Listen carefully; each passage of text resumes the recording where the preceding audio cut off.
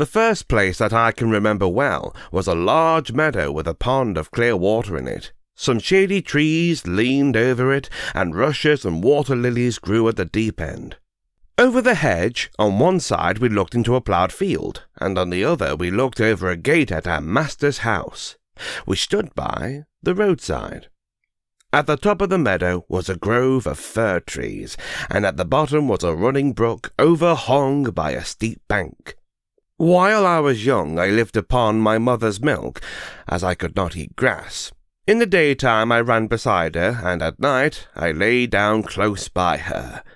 When it was hot, we used to stand by the pond in the shade of the trees, and when it was cold, we had a nice warm shed near the grove. As soon as I was old enough to eat grass, my mother used to go out to work in the daytime, and come back in the evening. There were 6 young colts in the meadow besides me. They were older than I was. Some were nearly as large as grown-up horses. I used to run with them and had great fun. We used to gallop all together round and round the field as hard as we could go. Sometimes we had rather rough play, for they would frequently bite and kick as well as gallop. One day, when there was a good deal of kicking, my mother whinnied to me to come to her.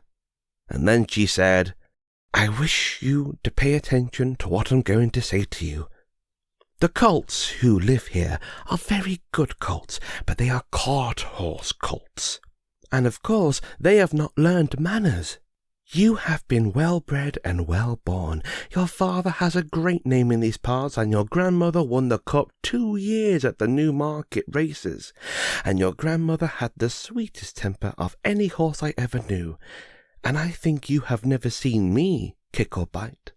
I hope you will grow up gentle and good, and never learn bad ways. Do your work with a good will, lift your feet up well when you trot, and never bite or kick, even in play." I have never forgotten my mother's advice. I knew she was a wise old horse, and our master thought a great deal of her. Her name was Duchess, but often he called her Pet. Our master was a good, kind man. He gave us good food, good lodging, and kind words. He spoke as kindly to us as he did his little children. We were all fond of him, and my mother loved him very much. When she saw him at the gate, she would neigh with joy and trot up to him. He would pat and stroke her and say, "Well, old Pet, and how is your little darky?" I was a dull black, so he called me Darky. Then he would give me a piece of bread, which was very good, and sometimes he brought a carrot for my mother. All the horses would come to him, but I think we were his favourites. My mother always took him to town on a market day in a light gig.